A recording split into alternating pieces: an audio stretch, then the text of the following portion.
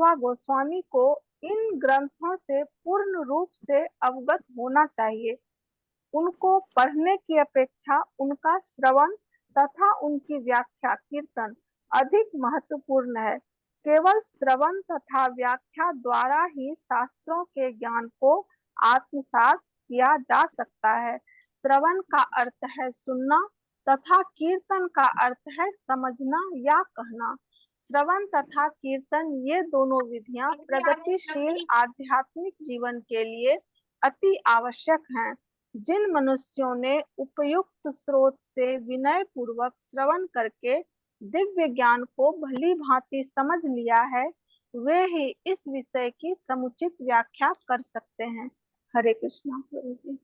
हरे कृष्ण माता जी, thank you माता जी। Thank you.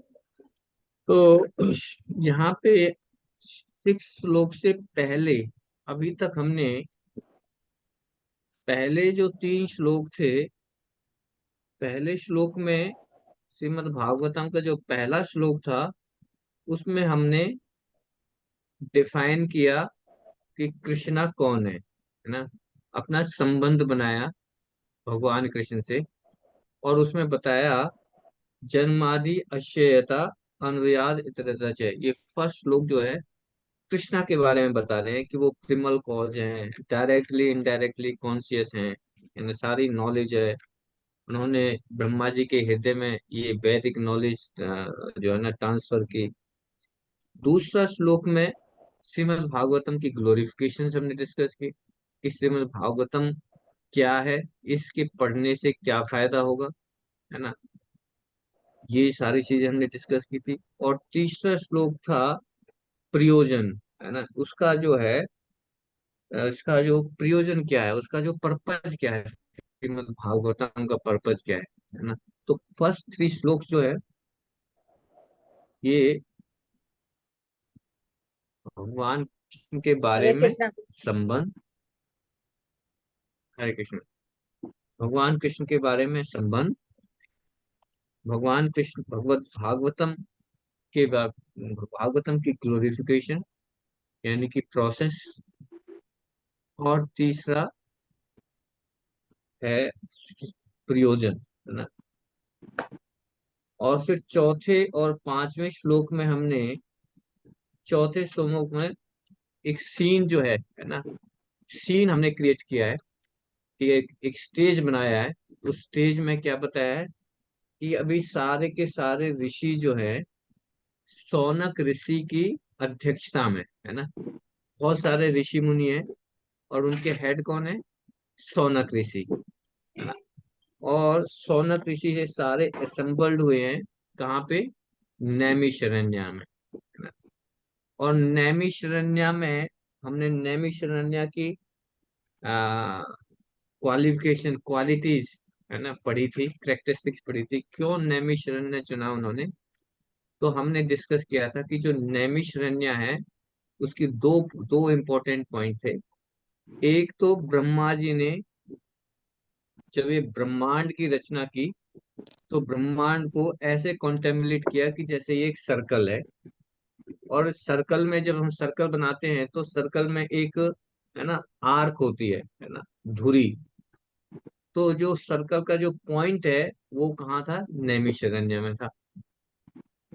और दूसरा पॉइंट हमने ये डिस्कस किया था कि जो नैमिषारण्य में की एक खासियत है कि नैमिषारण्य में जहाँ पे भी जो भी यज्ञ या सेक्रीफाइस करेंगे, वहां पे यज्ञ और सेक्रीफाइस करने से क्या होगा कि जो देवताओं की शक्ति है वो तो बढ़ेगी और असुरों की शक्ति कम हो जाएगी, है ना। इसलिए इन ऋषि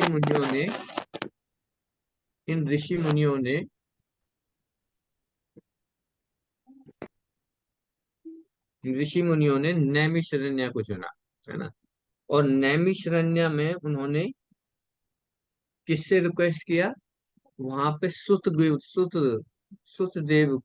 गोस्वामी भी थे, है ना, जो स्पीकर हैं, जिससे सौनक ऋषि और ऋषि मुनि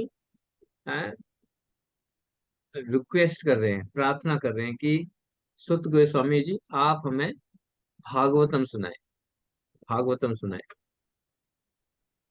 और सुत गोस्वामी कौन है, ये हमने डिस्कस किया था कि ये सुत गोस्वामी जो है, जब पहली बार श्रीमद् भागवतम सुखदेव गोस्वामी ने परीक्षित महाराज को सुनाई, तो सुनने वालों में, श्रोताओं में सुत गोस्वामी भी बैठे हुए थे। और सुत गोस्वामी ने जैसे भागवतम सुखदेव गोस्वामी से सुनी एज इट इज, है ना, उनको सारी भागवतम याद थी, है ना। आप कोई पूछ सकता है जी कैसे, ये तो 7 दिन तक भागवतम सुनाई सुखदेव गोस्वामी ने, तो कैसे उनको सारे के सारे ए टू जेड सारे पॉइंट्स में याद रहे। तो उस समय पे ऋषि मुनियों की जो मेमोरी थी वो बहुत ज्यादा थी, है ना। इसीलिए जितने भी शास्त्र थे वो सारे क्या थे, श्रुतिबद्ध थे, सुनने के से थे, कोई लिपिबद्ध नहीं था, लिपिबद्ध नहीं था, है ना। यहाँ पे द्वापर युग तक सारे ग्रंथ जो है श्रुतिबद्ध थे, है ना। बस सुना दिया, जैसे ब्रह्मा जी ने, जैसे विष्णु ने, गर्भोदकशाही विष्णु ने ब्रह्मा जी को भागवतम सुना दी। किसने, कितने श्लोकों में? सिर्फ 4 श्लोक में पूरी भागवतम का सार दे दिया, पूरा समझा दिया, और ब्रह्मा जी को पूरा समझ में भी आ गया, है ना। और ऐसे ही बहुत सारे जो ऋषि मुनि उस हर युग में जो भी ज्ञान दिया वो सीधा का सीधा ट्रांसफर हो गया, कोई लिखने की जरूरत नहीं थी, इतनी मेमोरी तगड़ी थी। लेकिन जब व्यास देव जी ने ये सोचा कि अब कलयुग में तो इतनी मेमोरी है नहीं लोगों की, है ना, हम आज सुनाएंगे 2 घंटे के बाद ही दिमाग से आउट हो जाएगा, है ना, भूल जाएंगे। तो फिर इन कलयुग के लोगों का उद्धार कैसे होगा? और इन कलयुग के लोगों का उद्धार करने के लिए फिर भगवान स्वयं ने अपना अवतार लिया व्यास देव जी के रूप में। और फिर व्यास देव जी ने क्या किया, इन जितने भी वैदिक ग्रंथ थे उनको लिपिबद्ध किया, लिखा, क्योंकि पता है कि कलयुग के लोगों की मेमोरी नहीं है, उनको लिख के देना पड़ेगा, इसलिए ये सारे शास्त्र फिर लिपिबद्ध हुए, है ना। इससे पहले जो है, कलयुग से पहले कोई भी शास्त्र लिखा हुआ नहीं था, सब श्रुति में थे, बस एक बार बता दिया, बस वो सारा माइंड में, मेमोरी में फिक्स हो गया। लेकिन ये श्रुति, ये लिपिबद्ध हुए। लिपिबद्ध किसने किए? व्यास देव जी ने किए। और व्यास देव जी ने फिर ये नॉलेज जो है नीचे, है ना, नीचे की तरफ ट्रांसफर हुई है। तो ये हमने 4 से चौथे और 5वें श्लोक में हमने ये स्टेज, है ना, एक एक स्टेज बनाया जा रहा है ना, स्टेज सेट किया जा रहा है कि शौनक ऋषि, सारे ऋषि मुनि इकट्ठे हो गए, और शौनक ऋषि उनके हेड हैं। फिर उन्होंने सुत गोस्वामी से प्रार्थना की कि आप हमें बताएं, है ना। और फिर जो है उन सारे ऋषि मुनियों ने, है ना, अपनी मॉर्निंग ड्यूटी परफॉर्म करने के बाद, है ना, मॉर्निंग की साधना करने के बाद सब कुछ क्या किया, सुत गोस्वामी को व्यास आसन ऑफर किया। एक आप आइए, है ना, व्यास आसन हमने लास्ट श्लोक में पढ़ा था कि व्यास आसन किसे बोलते हैं? व्यास आसन बना व्यास देव जी से, यानी कि जो व्यास आसन पे जो बैठता है वो व्यास देव जी के रिप्रेजेंटेटिव है। रिप्रेजेंटेटिव का मतलब क्या हुआ कि जैसे व्यास देव जी ने शास्त्रों की रचना की है, शास्त्रों का की कमेंट्री की है, सेम एज इट इज उसको रिप्रेजेंट करना है। रिप्रेजेंटिव माने रिप्रेजेंट करना है, अपना कुछ एडिशन नहीं डालना। हमारी इतनी बुद्धि नहीं है कि उसमें हम अपनी कमेंट्री डाल दें, है ना, उसमें कुछ एडिल्ट्रेशन करने की जरूरत नहीं है। जैसे व्यासदेव जी ने बताया उसको ऐसे ही रिप्रेजेंट, हाँ, उसको आप एक्सप्लेन कर सकते हो, उसको आप और समझा सकते हो, है ना, but matter should not be diverted. ये है रिप्रेजेंटेटिव। तो व्यास आसन ऑफर किया किसको? सुत गोस्वामी। और फिर सुत गोस्वामी को व्यास आसन ऑफर करके फिर उन्होंने क्या किया, इंक्वायरी की, इंक्वायरी की, है ना, विथ ग्रेट रेस्पेक्ट, है ना, आदर पूर्वक, सबमिसिव भाव से, है ना। तो लास्ट जो श्लोक था उसमें हमने ये भी डिस्कस किया था कि कैसे श्रोता को, जो व्यास आसन पे बैठा हुआ है, जो वक्ता है, जो श्रीमद् भागवतम, भगवत गीता, जो भी स्पिरिचुअल हमें जो टीचिंग्स दे रहे हैं, उनसे कैसे तो हमें क्वेश्चन करने चाहिए। What is the process of asking the questions. बहुत ही रेस्पेक्ट और सबमिसिव भाव से हमें क्वेश्चन पूछने चाहिए, ह्यूमिलिटी के साथ क्वेश्चन पूछने चाहिए, है ना। ये सारा हमने डिस्कस किया था। और अभी जो है श्लोक नंबर 6, श्लोक नंबर 6 से लेके और श्लोक नंबर 8 तक, है ना, इसमें सुत गोस्वामी की क्वालिफिकेशंस बताई जा रही है ना। अब जैसे कोई वक्ता आता है, कोई भागवतम पे देने के लिए आता है, तो पहले हमें बताते हैं ना कि ये प्रभु जी जो है ना, ये इन्होंने ये किया हुआ है, ये इतने साल से जुड़े हुए हैं, इतने सीनियर डिसाइपल हैं, है ना, इस तरह से। तो इसी तरह से ये सौनक ऋषि एंड पार्टी, जितने भी ऋषि मुनि हैं, ये क्या कर रहे हैं, सुत गोस्वामी की क्वालिफिकेशंस डिस्कस कर रहे हैं। तो अभी जो हमने श्लोक पढ़ा है उसमें ऋषिया ऊचु, ऋषिया ऊचु, ऊचु माने कहा, ऋषियों ने कहा। तव्या खलु पुराणानि सेतिहासानि च नघ, आख्यातानि अपि अधीतानि धर्मशास्त्राणि यानि अन्युत्यत। मुनियों ने कहा, हे पूज्य सुत गोस्वामी, आप समस्त प्रकार प्रकार के पापों से पूर्णतः मुक्त हैं। आप धार्मिक जीवन के लिए विख्यात समस्त शास्त्रों एवं पुराणों के साथ साथ इतिहासों में निपुण हैं, क्योंकि आपने समुचित निर्देशन में उन्हें पढ़ा है, उनकी व्याख्या भी की है। तो क्या क्वालिफिकेशन है इसमें? You are free from vice, अनग। एक क्वालिफिकेशन है उनकी, अनग, है ना, चा, चा, अनग। पहली लाइन में आता है ना, तव्या खलु पुराणानि सा इतिहासानि चा अनग। अनग माने पापों से मुक्त, अनग, है ना। Free from the voice, free from the voice. पाप कौन कौन से हैं? उपाजी ने अपने तात्पर्य में बताया है। चार तरह इस कलयुग में, कलयुग में चार तरह के मेन पाप है ना। कौन कौन से पाप हैं? स्त्रियों के साथ अवैध संबंध, इलिसिट रिलेशंस, ये पाप है ना। हाँ। पशुवध, है ना, जो हम स्लॉटर करते हैं, पशुओं को हत्या करते हैं, ये पाप है। तीसरा, मादक द्रव्य सेवन, है ना, इंटॉक्सिकेशन, जो शराब नशा जितना भी करते हैं, ये सब क्या है, पाप है। और सभी प्रकार की दूध क्रीड़ा, जो गैम्बल करते हैं, जुआ खेलते हैं, ये पाप है। तो कलयुग के चार पाप बताए, है ना। स्त्रियों के साथ अवैध संबंध, पशुवध, मादक द्रव्य सेवन और सभी प्रकार की गैम्बलिंग। तो यहाँ पे सुत गोस्वामी की क्वालिफिकेशंस क्या बता रहे हैं? अनग, free from all the vices, free from all the sins. It means ये इन चार पापों से मुक्त हैं सुत गोस्वामी, है ना। इन चार, ये चार पापों से फ्री है। ठीक है। दूसरा क्या कह रहे हैं? अधितानी, अधितानी का मतलब क्या है? अधितानी का मतलब है सुपठित।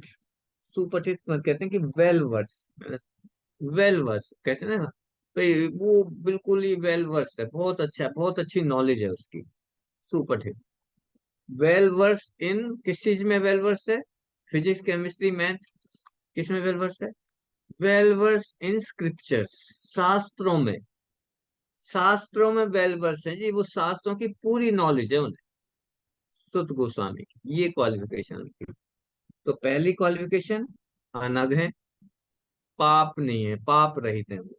दूसरा, वेल वर्स्ड है, पूरी नॉलेज, शास्त्रों की पूरी नॉलेज है।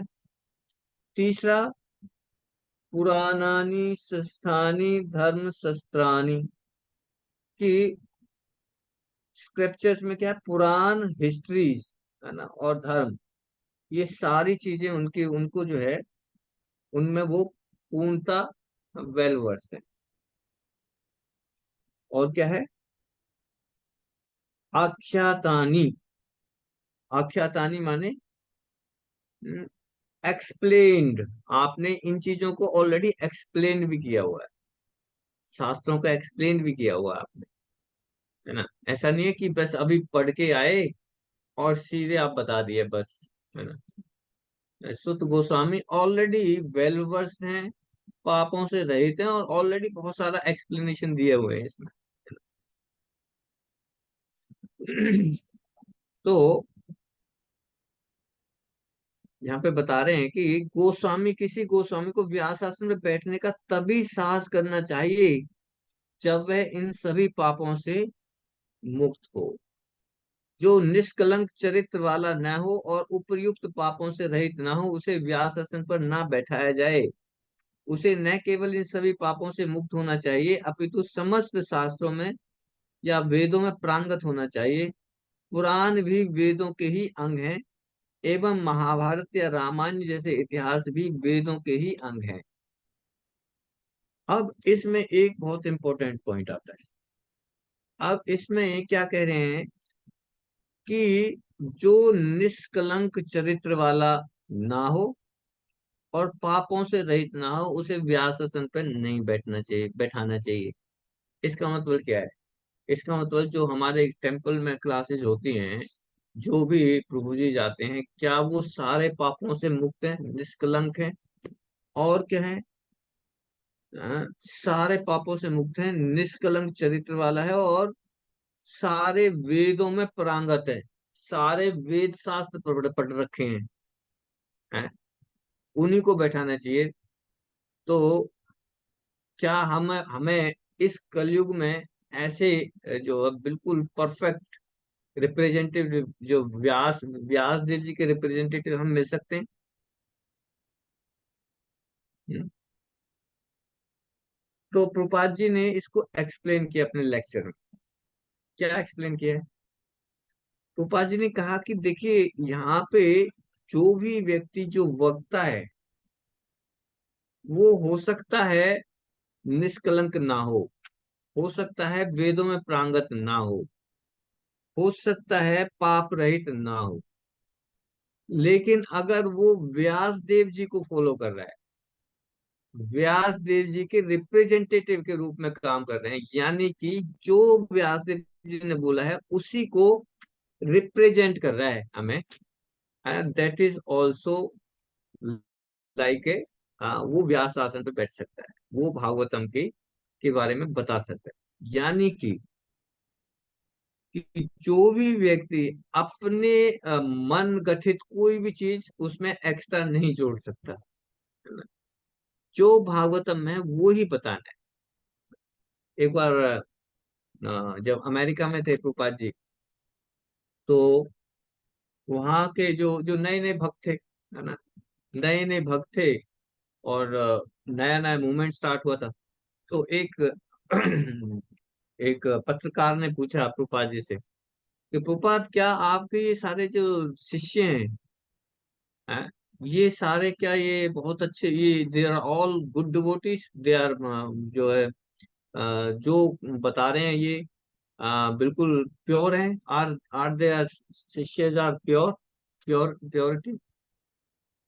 तो पुपा जी ने कहा कि मेरे शिष्य हो सकता है प्योर ना हो सकता है उनको नॉलेज ना हो, कुछ कुछ गलती भी हो रही हो, लेकिन जो वो नॉलेज दे रहे हैं वो नॉलेज प्योर है।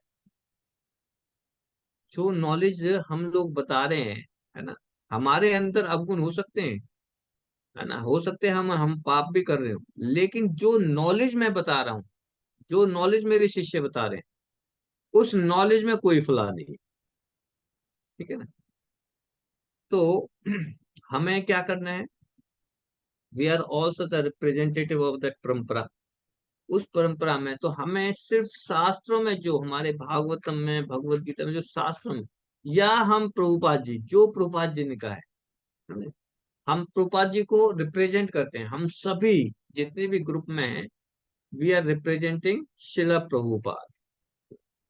तो प्रभुपाद जी ने अपनी बुक्स में, अपने तात्पर्य में कुछ भी जो कहा है, that is we have to just, है ना, उसको हमें प्रेजेंट करना है।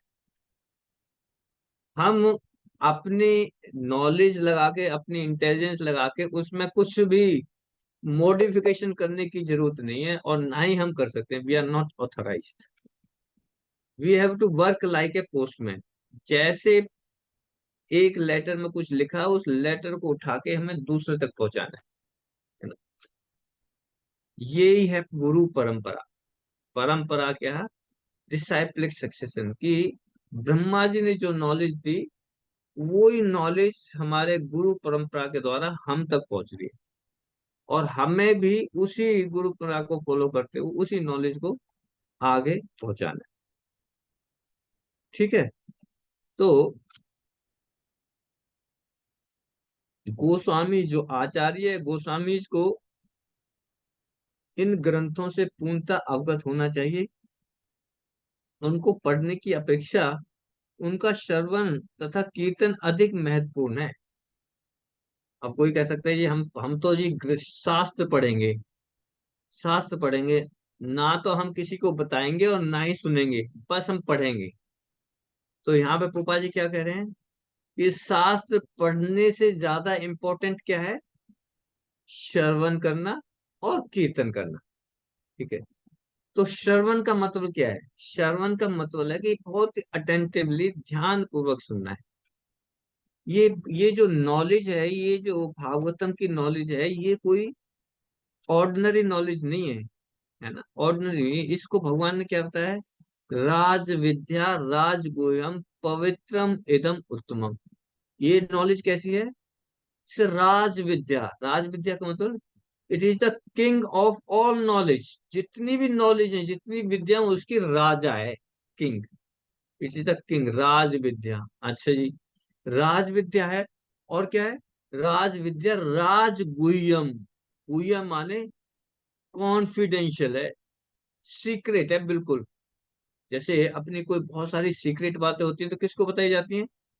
जो अपना बहुत ही पर्सनल है ना, बहुत ही पर्सनल, उसी को तो हम अपनी सीक्रेट बातें बताएंगे ना। कॉन्फिडेंशियल बात सभी को तो नहीं बता देते, है ना। कोई भी घर में आया, सभी को अपनी सीक्रेट बातें बता देंगे, है ना। तो जो बहुत ही पर्सनल है, उसको हमें, वो उसको ये नॉलेज दे दी जाती है ना। राज गुह्यम, ये नॉलेज कैसी है? बहुत ही मोस्ट कॉन्फिडेंशियल है, जो नॉलेज भगवान ने अर्जुन को दी है, मोस्ट कॉन्फिडेंशियल। राज विद्या राज गुह्यम पवित्रम। और कैसी नॉलेज है? ये नॉलेज सबसे पवित्र, पवित्रम, है ना। सबसे ज्यादा पवित्र है ये नॉलेज, ऐसा कुछ नहीं है, ये इसमें इम्प्योरिटी नहीं है। पवित्रम इदम उत्तमा। उत्तमा माने सबसे श्रेष्ठ। तो अब आप देखें, ऐसी नॉलेज जो सारी राजाओं की, सारी विद्याओं की की राजा है, जो मोस्ट कॉन्फिडेंशियल है, जो सबसे ज्यादा पवित्र है और सबसे ज्यादा श्रेष्ठ है, उस नॉलेज को हमें सुन रहे हैं हम अभी। आप इसकी इसकी सीरियसनेस, इसकी जो है ना इम्पोर्टेंस आप जानो, कि ये जो नॉलेज, ये जो आप 1 घंटा निकाल के, इतना अपना कीमती समय निकाल के हम लोग यहाँ पे बैठे हुए हैं ना, ये उस नॉलेज के बारे में हम डिस्कशन कर रहे हैं। तो ये नॉलेज को हमें बहुत ही लाइटली नहीं लेना चाहिए। बहुत ही सीरियस मैटर है, बहुत ही सीरियस मैटर है। क्यों? अरे बहुत ही कॉन्फिडेंशियल भाई, बिल्कुल एकदम अपने दिल की बात बता रहे हैं, है ना। जैसे अपनी दिल की बात, पत्नी अपने पति को, या पत्नी पति पत्नी को, या किसी बहुत ही क्लोज फ्रेंड को बताता है ना, ऐसे ही भगवान ने ये नॉलेज जो है अपने सिर्फ जो कॉन्फिडेंशियल डिवोटीज है ना, उन्हीं के लिए बताई है ना। भगवान कृष्ण ने तो मना कर दिया कि ये इस नॉलेज को अभक्तों को बताओ मत। ये नॉलेज जो है, भगवान ने बिल्कुल, कृष्णा ने क्लियर कट मना कर दिया। कह रहा है ये नॉलेज सिर्फ भक्तों को बतानी है, और अभक्तों को तो बताना ही नहीं है, मूर्ख है, उनको उनको सड़ने दो। ये तो भक्तों की कृपा है, चैतन्य महाप्रभु की कृपा है कि जो हम इस चीज को डिस्कस कर रहे हैं। हम भक्तों की कैटेगरी में नहीं है। हम तो, जब हमें किसी ने बताया तो हम भक्त थे क्या? अभक्ति तो थे। लेकिन फिर भी किसी न किसी भक्त ने हमारा हाथ पकड़ के हमें बताया, है ना? जबकि कृष्ण ने तो मना किया है। तो चैतन्य महाप्रभु की कृपा से, है ना, हम सभी इस नॉलेज को सुन पा रहे हैं। तो we are very fortunate, very very fortunate कि हम इस युग में हैं, कलयुग में, जिस युग में चैतन्य महाप्रभु आए। नहीं, जैसे हमने डिस्कस किया था कि चैतन्य महाप्रभु और कृष्णा हर युग में नहीं आते। वो ब्रह्मा जी के सिर्फ एक दिन में एक ही बार आते हैं, और चैतन्य महाप्रभु भी एक ही बार आते हैं। तो कोई कह सकता है कि एक दिन में, हर दिन तो आते हैं, फिर क्या बात है? हाँ जी, ब्रह्मा जी का एक दिन हमारे एक दिन की तरह नहीं है। ब्रह्मा जी का एक दिन मतलब 1000 चतुर्युग। इतना इतना बड़ा है। इतने चतुर्युग आएंगे उसमें। तो यहाँ पे बता रहे हैं उपाध्याय जी अपने तात्पर्य में कि इसको पढ़ने की अपेक्षा उनका श्रवण और उनका कीर्तन अधिक महत्वपूर्ण है। केवल श्रवण तथा व्याख्या द्वारा शास्त्रों के ज्ञान को आत्मसात किया जा सकता है। अपने दिल में अगर आत्मसात करना है, इस नॉलेज को अपने ऊपर अप्लाई करना है, तो क्या करना पड़ेगा? केवल, उपाजी कह रहे हैं, केवल, और कोई रास्ता नहीं है। केवल श्रवण और कीर्तन से ही अपने अंदर आत्मसात। पढ़ने से आत्मसात नहीं होगा हमें। हम पहले सुनेंगे, और उसको सुनने के बाद कीर्तन भी करेंगे, यानी कि उसको गाएंगे भी, ग्लोरीफाई भी करेंगे, किसी को बताएंगे भी, है ना? किसी को बताना कीर्तन है। सुनना अपने काउंसलर से, अपने शिक्षा गुरु से, दीक्षा गुरु से, भक्तों से सुनना श्रवण है। ठीक है। तो ये श्रवण तथा कीर्तन, ये दो विधियां हैं, है ना? भक्ति की 9 विधियां हैं। श्रवणम, कीर्तनम, विष्णु स्मरणम, पाद सेवनम, दास्यम, साख्यम, आत्मनिवेदनम, है ना? ये 9 विधियां, उनमें सबसे पहली जो विधि है वो कौन सी है? श्रवणम, सुनना, है ना? तो सुतदेव, अपने रूप गोस्वामी, सनातन गोस्वामी, सॉरी, सनातन गोस्वामी कहते हैं कि इन शास्त्रों को अगर हमें पढ़ना है, तो इन शास्त्रों को कैसे पढ़ना चाहिए? हमें आंखों के माध्यम से नहीं पढ़ना है इन शास्त्रों को। कैसे?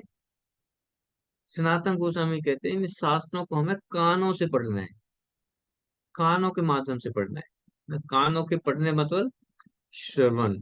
श्रवण बहुत इंपॉर्टेंट है।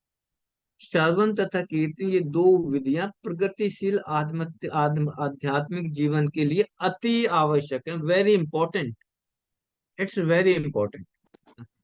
जैसे कोई एग्जाम होता है ना, एग्जाम से पहले, है ना, बता देते हैं कि ये इंपॉर्टेंट है, ये इंपॉर्टेंट क्वेश्चन है, ये वेरी इंपॉर्टेंट है, और ये वेरी वेरी इंपॉर्टेंट है ना। तो फिर हम जब पेपर देने जाते हैं, पेपर से पहले एग्जाम देते हैं, तो उन क्वेश्चनों पे क्या करते हैं? बहुत ध्यान से पढ़ लेते हैं, भाई हो सकता है आ जाए पेपर में, है ना?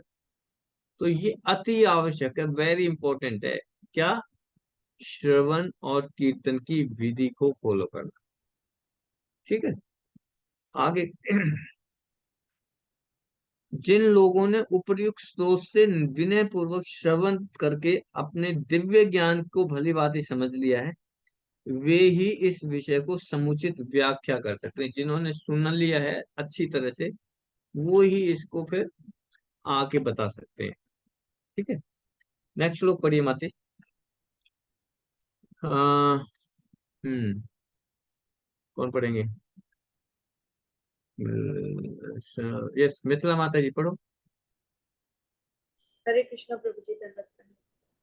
ज्ञानी वेद विद्याम श्रेष्ठो भगवान बादरायण अन्ये च मुनय सूत परावर विदो विदुः।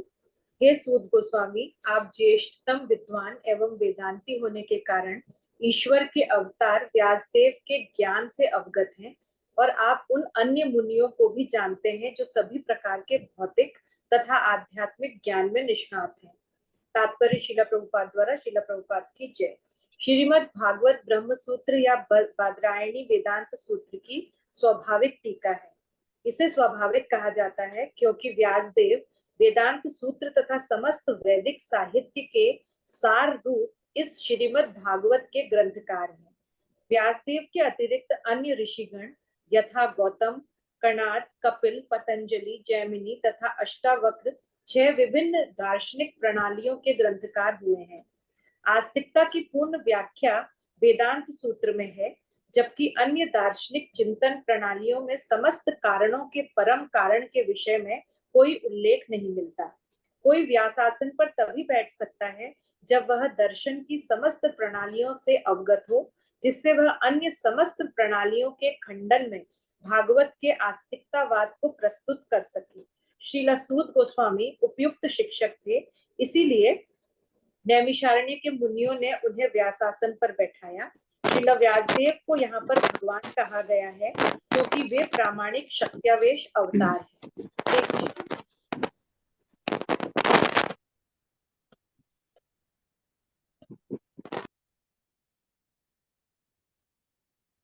हरे कृष्ण माता जी।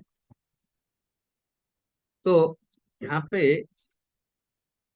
जो क्वालिफिकेशन हमने डिस्कस किया ना, 6 से 8 तक ये सुत गोस्वामी की क्वालिफिकेशंस बताई। तो पहले में हमने 3 क्वालिफिकेशंस पढ़ी। फ्री फ्रॉम वॉइस, सिंफुल नहीं है, सिन रहित हैं, वेल वर्स्ड हैं स्क्रिप्चर्स में, है ना, और आपने इस चीज को एक्सप्लेन किया हुआ है ऑलरेडी। और अब इस श्लोक में इसमें क्या कह रहे हैं, यानी वेद वेदाम श्रेष्ठ भगवान बदाबाद्रायन अन्य च मुन्य सुत परावर विदु। हे सुत गोस्वामी, आप ज्येष्ठम विद्वान एवं वेदांती होने के कारण ईश्वर के अवतार व्यासदेव के ज्ञान से अवगत है। क्या है? ज्येष्ठम विद्वान। वेद विदाम, वेद विदाम कौन होते हैं? वेदों के पंडित हैं। जितने भी वेद हैं आपने उनके पंडित, वेद विदाम वेदों के पंडित हैं। और क्या है? श्रेष्ठ हो, श्रेष्ठ हो माने ज्येष्ठम, सब सीनियर है, बहुत ही ज्येष्ठ हैं आप। भगवान बादरायना, भगवान माने ईश्वर के अवतार, बादरायना माने व्यास देव, यानी वेद विदाम श्रेष्ठो भगवान बादरायना अन्य च मुने सुत, अन्य माने अन्य, मुनिगण सुत, सुत माने हे सुत गोस्वामी, परावर विदय, विद्वानों में जो भौतिक तथा आध्यात्मिक ज्ञान से परिचित होता है। तो यहाँ पे कह रहे हैं कि you know the knowledge of Vyas and other sages, जितने भी व्यास देव जी और जो दूसरे सेजेस हैं उन सारे की नॉलेज आपको पता है ना। सारे और दूसरे सेजेस क्या हैं? बहुत सारी जो है ना अलग अलग जो है ग्रंथ करता है ना। जैसे गौतम, गोपाल जी अपने उसमें बता रहे हैं, व्यास देव के अतिरिक्त अन्य भी ऋषिगण हैं। कौन कौन से? जैसे गौतम, कनाद, कपिल, पतंजलि, जैमिनी, अष्टवक्र, ये 6 विभिन्न तरह की दार्शनिक माने फिलोसफिकल थ्योरीज उन्होंने डेवलप की, फिलोसफी दी उन्होंने। और हर एक अलग अलग फिलोसफी की अलग अलग इनके जो है वो थे ऋषि, जो उनके जो उनको स्टार्ट किए जिन्होंने, गौतम, कनाद, कपिल, पतंजलि, जैमिनी।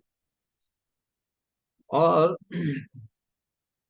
आस्तिकता की पूर्ण व्याख्या वेदांत सूत्र में है, जबकि अन्य दार्शनिक चिंतन प्रणालियों में समस्त कारणों के परम कारण के विषय में कोई उल्लेख नहीं मिलता। दूसरी जो फिलोसफीज हैं और जो व्यासदेव जी ने जो फिलोसफी दी है उसमें डिफरेंस क्या बता रहे हैं कि जो दूसरी फिलोसफीज हैं उसमें परम समस्त कारणों के परम कारण जो हैं उसके विषय में कोई उल्लेख नहीं मिलता, कोई उल्लेख नहीं है। जबकि वेदांत सूत्र में आस्तिकता की पूर्ण व्याख्या है वेदांत सूत्र। तो कह रहे हैं कि कोई व्यासासन पर तभी बैठ सकता है जब वह दर्शन की समस्त प्रणालियों से अवगत हो, है ना। सिर्फ व्यास देव जी ने कही है वही प्रणाली नहीं, जो बाकी 6 पतंजलि ने, है ना, गौतम ने, कनाद ने, जैमिनी ने, जो दूसरी फिलोसफी है उनसे भी अवगत होना चाहिए वक्ता को, जिससे वह अन्य समस्त प्रणालियों के खंडन में भागवत के आस्तिकतावाद को प्रस्तुत कर सके। यानी कि कोई अगर आए और को कुछ ना कुछ दूसरी फिलोसफी करे तो उसको पता होना चाहिए कि नहीं, उस फिलोसफी में ये चीज जो है ये फ्लॉ है ना, और इस फिलोसफी में ये पॉजिटिव पॉइंट है। तो उसको सारी नॉलेज है, सारी दूसरी फिलोसफीज का भी आइडिया होना चाहिए। और सुत गोस्वामी जो हैं इसके सबसे उपयुक्त शिक्षक है ना। ये क्वालिफिकेशन है, उनको बता दें उनके सामने कि सुत गोस्वामी आप इसके इस भागवतम की भागवतम सुनाने के लिए आप सबसे उपयुक्त शिक्षक हैं। और इसलिए नैमिषारण्य के मुनियों ने सुत गोस्वामी को कहाँ पे बैठाया? व्यास आसन पे बैठाया ना। अगला श्लोक पढ़िए। सुनीता माता जी पढ़ो। हरे कृष्ण प्रभु। हरे वेत्त्वं सौम्य तत्सर्वं तत्तत्सन्निगृहात् स्निग्धस्य शिष्यस्य गुरुवो गुहितं युत्। इससे भी अधिक चूंकि आप विनीत हैं, आपके गुरुओं ने एक सौम्य शिष्य जानकर आप पर सभी प्रकार से अनुग्रह किया है, अतः आप हमें यह सब बताएं जिसे आपने उनसे वैज्ञानिक ढंग से सीखा है। तात्पर्य श्रील प्रभुपाद द्वारा श्रील प्रभुपाद की जय। आध्यात्मिक जीवन की सफलता का रहस्य गुरु को तुष्ट करने तथा उनकी शुभाशीष प्राप्त करने में है। श्री विश्वनाथ चक्रवर्ती ठाकुर ने गुरु के विषय में अपने सुप्रसिद्ध 8 श्लोकों में से इस प्रकार गाया है। मैं अपने गुरु के चरणार बिंदों में नमस्कार करता हूँ। उनको तुष्ट करके ही कोई श्री भगवान को प्रसन्न कर सकता है, और जब वे अप्रसन्न रहते हैं तो आत्म साक्षात्कार के मार्ग में विघ्न ही विघ्न आते हैं। अतः यह आवश्यक है कि शिष्य अपने प्रामाणिक गुरु के प्रति अत्यंत आज्ञाकारी तथा विनीत रहे।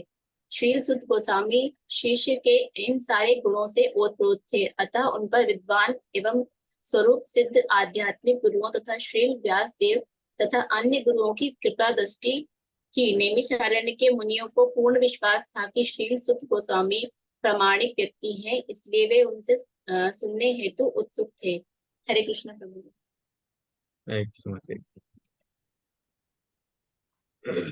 वेथत वेथत त्वम हेलो सौम्यम माता जी। माता तत्सर्वम जी तत्वतः। बोलिए माता जी, कौन सी माता जी बोल रही है? मैं बोल रही हूँ प्रभु जी, पुष्पा पुष्पा सिंह। माता जी बताइए। प्रभु जी ये श्लोक क्या भागवतम में से है या गीता में से? श्रीमद् भागवतम में से माता जी। आप जो आपके पास मैसेज आता है ना क्या कौन सा मंडे, मैसेज प्रभु जी? आप आप सभी के लिए मैं बता रहा हूँ, सभी को, सभी ध्यान से सुनिएगा प्लीज। हम्म, हमारी मंडे और ट्यूसडे को श्रीमद् भागवतम की क्लास होती है। 2 दिन, वीक में 2 डेज श्रीमद् भागवतम पढ़ते हैं। और मैसेज में भी जो मैसेज आता है स्पिरिचुअल सीकर्स में, जनरली मैं तो जनरली इंडिविजुअल को भी आपको मैसेज भेजता हूँ। आप उस मैसेज को पढ़िएगा पहले। जी। जब भी मैसेज आता है तो आपको तुरंत जो है उस श्लोक को घर में पढ़ पढ़ के बैठना चाहिए, बेटर, जिससे कि और समझ में आए। ये श्रीमद् जो बाकी भागवतम के दिन श्लोक। प्रभु जी बाकी दिन भागवत गीता में से पढ़ाते हैं गीता में। हाँ, वही मैं बता बाकी रहा हूँ। आप सुनिए। मंडे और ट्यूसडे श्रीमद् भागवतम होती है। वेडनेसडे, थर्सडे, फ्राइडे 3 दिन भगवत गीता पढ़ते हैं। और सैटरडे हम प्रभुपाद जी की बुक पढ़ते हैं। ये 3 चीजें चल रही है हमारे इसमें, पूरे मंडे टू सैटरडे का प्रोग्राम है।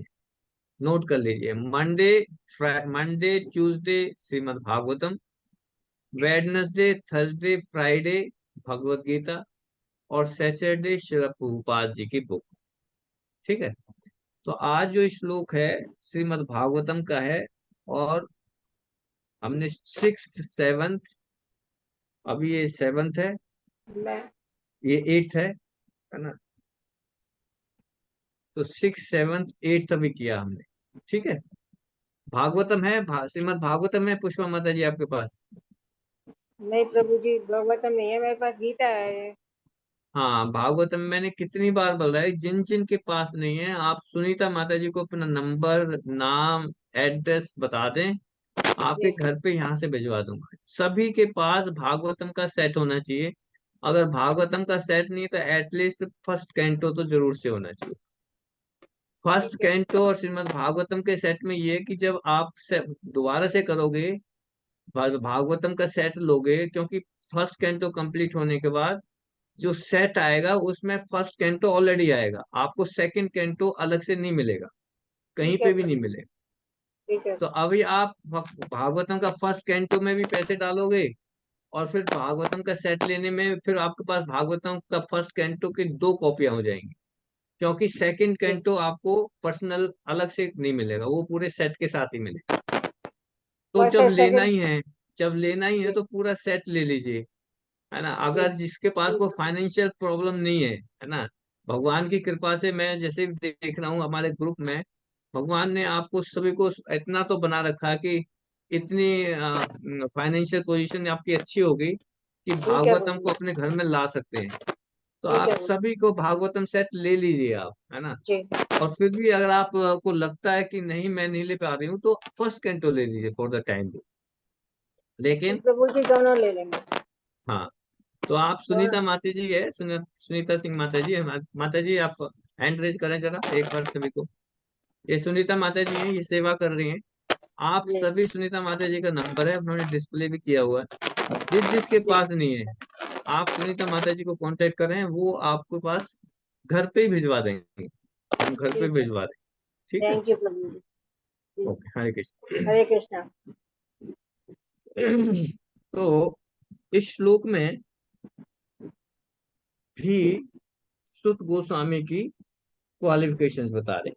और क्या क्वालिफिकेशंस है इसमें? इसमें पहली क्वालिफिकेशन है सनिग्धस्य, है ना। ब्रू स्निग्धस्य, स्निग्धस्य मतलब विनीत, सबमिसिव। आप क्या है? बहुत ही सबमिसिव है ना। सबमिसिव, सुत गोस्वामी सबमिसिव है।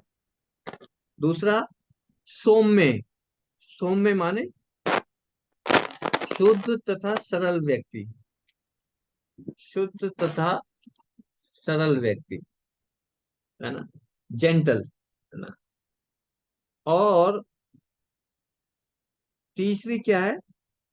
हम्म, तीसरा है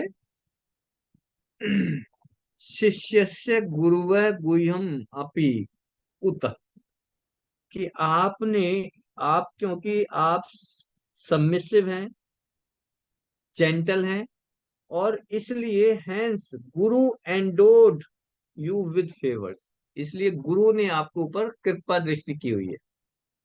सुत गोस्वामी के बारे में बता रहे हैं कि आप अनग हैं, है ना, पाप रहित हैं। आप जो है वेल वर्स्ड स्क्रिप्चर्स में, आप जो है आपने इस नॉलेज को बहुत अच्छी तरह से एक्सप्लेन भी किया हुआ है। आप जो है इस व्यास देव जी, व्यास की नॉलेज को और जो दूसरे ऋषि मुनियों की जो फिलॉसफी है उससे भी अवगत है ना, सारी फिलॉसफी से अवगत हैं। और क्या है, आप बहुत ही सबमिसिव हैं, है ना, सबमिसिव हैं। और आप बहुत जेंटल हैं, सौम्य है ना। और इसलिए आपके अंदर इतनी क्वालिटी, इसलिए गुरु ने आपको क्या किया हुआ है, अपना फेवर किया हुआ है, आपको फेवर किया हुआ है, क्योंकि गुरु की कृपा दृष्टि है आपके ऊपर, है ना, गुरु की कृपा दृष्टि है। Therefore you speak to us, इसलिए आप हमसे, अब आप हमें, हमको बोलो, है ना, हमें बताओ, हमें उपदेश दो। ये सारे ऋषि मुनि जो हैं, तो इसमें जो 3 श्लोक हमने पढ़े हैं, इसमें जो कुछ वर्ड्स हैं वो बड़े इंपॉर्टेंट हैं। है ना, उन पे आपको ध्यान देना चाहिए। पहला कौन सा है? अनघ, free from the all vice, है ना। 4 तरह के सिंस हमने डिस्कस किए। अक्षतानी अधितानी एक्सप्लेन्ड एज वेल रीड, है ना, कि जैसे बहुत अच्छी तरह से पढ़ के कोई एक्सप्लेन करता है ना, वो इस तरह से। वेदा वेदाम श्रेष्ठा, एल्डेस्ट, है ना। वेदा वेदम मतलब आप जो है ज्येष्ठ में, वे क्या कहते हैं, एल्डेस्ट लर्निड है, एल्डेस्ट लर्निड वेदांतिस्ट है ना। सौम्य, प्योर एंड सिंपल, आप बहुत ही प्योर और सिंपल हैं। और स्निग्धस्य, सबमिसिव है ना।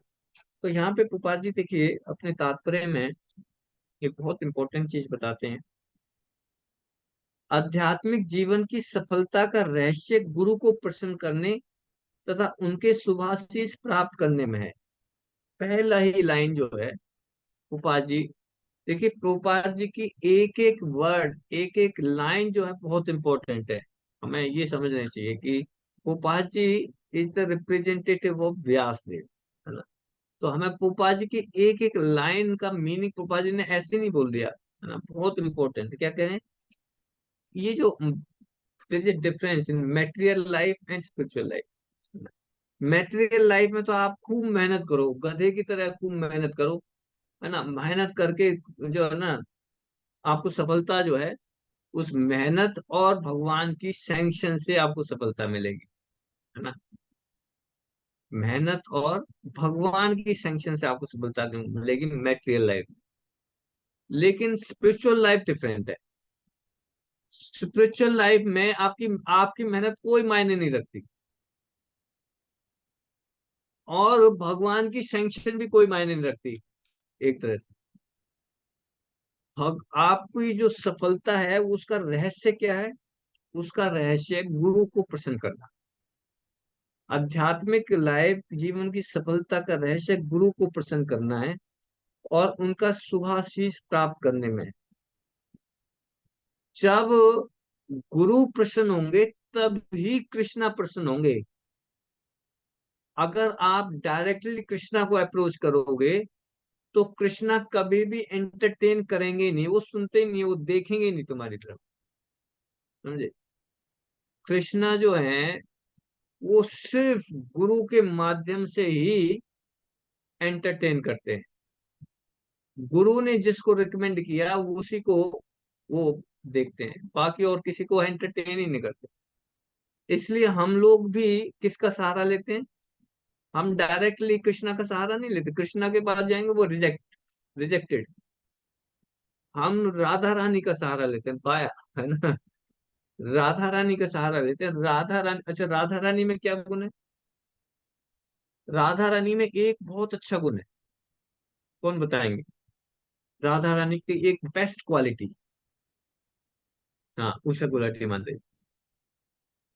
हरे कृष्ण प्रभु जी। जी प्रभु हाँ, जी वो उनकी सबसे बड़ी भक्त है। वो भगवान की सबसे बड़ी भक्त है, वेरी गुड। और सुनीता माता जी, यस। हरे कृष्ण प्रभु जी।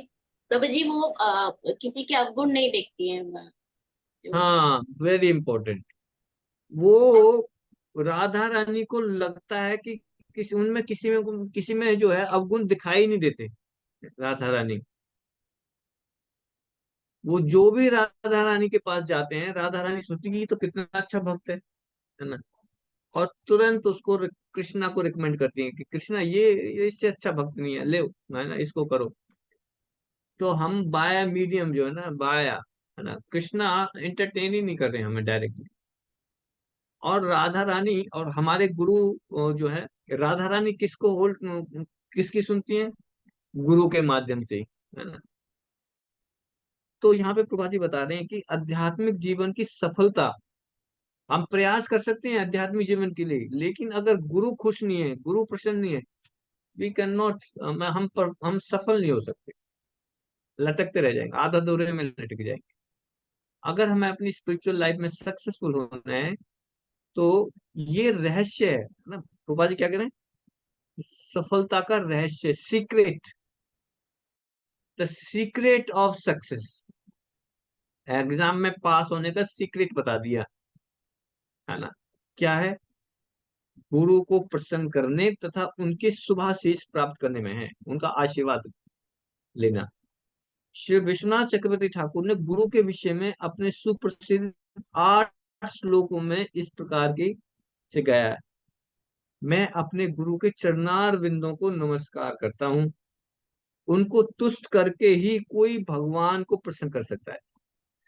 अगर हमें भगवान को प्रसन्न करना है तो हमें गुरु को प्रसन्न करना पड़ेगा, और कोई रास्ता नहीं है, कोई रास्ता नहीं। इसलिए गुरु की आवश्यकता है, इसलिए प्रमाणिक गुरु की आवश्यकता है ना। इसलिए हम सभी को, जितनी भी ग्रुप मेंबर्स हैं, सभी को प्रयास करना है कि गुरु ने हमें, हमारे लिए क्या कंडीशंस लगाए हैं, जब हमें गुरु का सहारा मिलेगा, आश्रय मिलेगा। गुरु का आश्रय लेना बहुत इंपॉर्टेंट है, वरना तो हम भगवान को खुश कर ही नहीं सकते, है ना, है ना। और गुरु क्या चाहते हैं? गुरु ने बहुत सिंपल सी कंडीशन रखी है, बहुत सिंपल सी, सभी हम कर सकते हैं। क्या? 16 माला का जप और 4 नियमों का पालन, बस, और कुछ नहीं करना। 4 नियमों का पालन आप सभी लोग कर रहे हैं, आई एम श्योर। और 16 माला का जप, है ना। धीरे धीरे कोई 4 कर रहा है, कोई 6 कर रहा है, कोई 2 कर रहा है। 2 साल का हमें पास टाइम रहता है, 2 साल में हमें 16 राउंड तक जाना चाहिए, है ना। हमारा गोल क्या है कि पहले जो इनिशियल जो क्वालिफिकेशन है वो तो हम कंप्लीट करें, फुलफिल करें, है ना। तो हम सभी को अभी टारगेट है हमारा कि हम 16 राउंड तक करें। 16 राउंड करते जाएं तो हम जो है 16 राउंड हो जाएंगे, 4 नियमों का पालन करेंगे। हाँ जी, जब भी हमें मौका मिलेगा, है ना, जब भी हमसे रिकमेंडेशन माना जाएगा, तो सबसे पहले हम क्या पूछेंगे? अच्छा, आप में से बताओ 16 माला कौन कौन कर रहे हैं, ठीक है। फिर दूसरा क्वेश्चन कि 4 नियमों का पालन कौन कौन कर रहे हैं, है ना। जिसने ये प्रिलिमिनरी क्वालिफिकेशन पूरी कर ली, उसका रिकमेंडेशन यहाँ से जाएगा, रिकमेंडेशन जाएगा। फिर आगे आपका जो टेस्ट होगा, फिर इंटरव्यूज होंगे, है ना। फिर गुरु का सहारा, गुरु का आश्रय मिलेगा, है ना, प्रमाणिक गुरु का आश्रय, दीक्षा, है ना, दीक्षा, है ना। तो हम सभी इस प्रोसेस में ये सारे इतने काउंसलर्स, इतनी, हम एक एक घंटा जो यहाँ पे बैठते हैं, किस लिए बैठते हैं? इसी उसी के लिए प्रिपेयर कर रहे हैं। क्योंकि यहाँ पे देखिए बता रहे हैं ना, विश्वनाथ चक्रवर्ती ठाकुर कह रहे हैं कि उनको तुष्ट करके ही कोई भगवान को प्रसन्न कर सकता है। जब वे अप्रसन्न रहते हैं तो आत्म साक्षात्कार के मार्ग में विघ्न ही विघ्न आते हैं। अगर गुरु हमारे प्रसन्न नहीं है तो बहुत सारे विघ्न आएंगे रास्ते में, है ना। Family problems, material problem, financial problem, सारी प्रॉब्लम्स आएंगी, विघ्न ही आएंगे। अतः यह आवश्यक है कि शिष्य अपने प्रमाणिक गुरु के प्रति आज्ञाकारी तथा विनीत हो। ये बहुत इंपॉर्टेंट है। क्या कह रहे हैं? कि शिष्य अपने प्रमाणिक गुरु के प्रति आज्ञाकारी, है ना। जैसे गुरु कह रहे हैं ऐसे आप करो, आज्ञा को मानना है। अपनी उसमें कुछ नहीं, अपनी कोई लिमिटेशंस उसमें नहीं लानी, है ना? गुरु ने कहा कि ये सेवा करो, बस ओके गुरु जी। और विनीत हो, सबमिसिव हो। श्री सुत गोस्वामी शिष्य के इन सारे गुणों से ओतप्रोत थे, है ना। सुत गोस्वामी इन सारे गुणों से ओतप्रोत थे। अतः उन पर विद्वान तथा स्वरूप सिद्ध श्री व्यासदेव तथा अन्य गुरुओं की कृपा दृष्टि थी। ये क्वालिफिकेशन जिसके होंगे उसके पास क्या होगा? गुरु की कृपा है, गुरु की कृपा दृष्टि होगी, है ना। कौन कौन सी क्वालिफिकेशन पढ़ी हमने? फ्री फ्रॉम सिंस, है ना। 4 तरह के पाप, है ना। और वो 4 तरह के पाप हैं, वो सबसे पहली जो 4 रेगुलेटरी प्रिंसिपल्स है प्रभुपाद जी ने वो ही दिए, कि अगर हम 4 नियमों का पालन कर रहे हैं तो इसका मतलब क्या है? वी आर सिनलेस, है ना। सिन रहित है हम, पाप रहित है। 4 तरह के पाप, कलयुग के 4 ही पाप है, और उनसे हम जो है उनको हम फॉलो कर रहे हैं, इसका मतलब हम पाप रहित हो जाते हैं, पहली कंडीशन। दूसरी कंडीशन है well versed in the scriptures, है ना। हम भगवत गीता भागवतम को पढ़ने की कोशिश कर रहे हैं, सुनने की कोशिश कर रहे हैं, है ना। तो इनको शास्त्रों को कैसे पढ़ना है? आंखों से पढ़ना है या कानों से? किससे पढ़ना है? कानों से। है ना, कानों से पढ़ना है, सुनना है। और क्या करना है?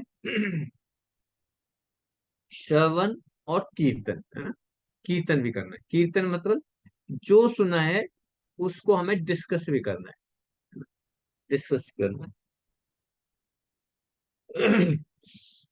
सबमिसिव होना चाहिए, जेंटल होना चाहिए। ये क्वालिफिकेशन जब होंगी तो गुरु का हमें फेवर मिलेगा, है ना। जब हमें गुरु का फेवर मिलेगा तब हम अपनी स्पिरिचुअल लाइफ में आगे बढ़ेंगे। ठीक है, तो 9वां श्लोक नहीं लेंगे क्योंकि टाइम हो गया, और 9वां श्लोक थोड़ा बड़ा भी है, उसके लिए पूरा एक लेक्चर चाहिए। वो कल हम पढ़ेंगे। 9th श्लोक हम जो है कब पढ़ेंगे। आप लोग इसको 9th को पढ़ के, है ना, जब हम क्लास में बैठे तो आप पढ़ के रखिएगा प्लीज। पढ़ के रखेंगे तो और समझ में आएगा अच्छी तरह से। ठीक है। और मेरी रिक्वेस्ट है, ऊपर से प्रभु जी का बार बार मैसेज आ रहा है।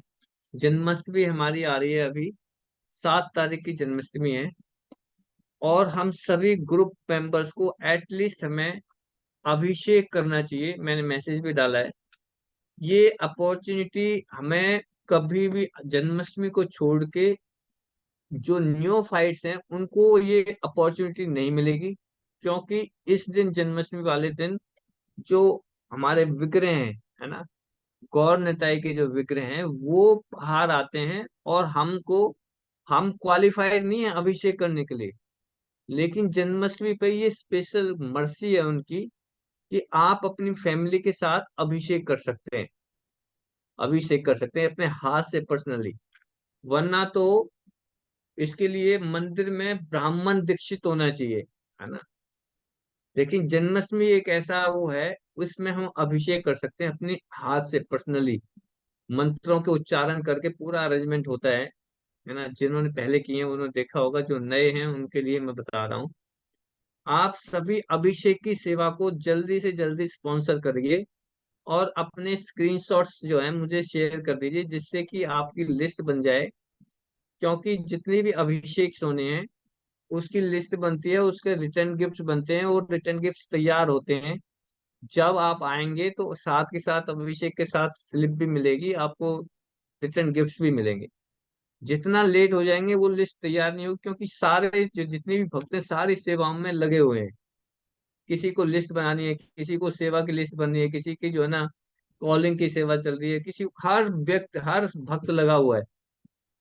तो हम जितने भी ग्रुप मेंबर्स हैं सभी अपनी अपनी अनुसार, अपनी फाइनेंशियल सिचुएशन के अनुसार, कोई भी तरह, किसी भी तरह का अभिषेक आप स्पॉन्सर करके उसके स्क्रीनशॉट्स जो है जल्दी से जल्दी मुझे भेज दें, जिससे कि मैं आगे फॉरवर्ड कर दूं जो लिस्ट बना रहे हैं, जो आपके नाम से गिफ्ट पैक करेंगे, जो भी, जो दूसरी अलग अलग सेवाएं, है ना, कि उनके पास रहेगा।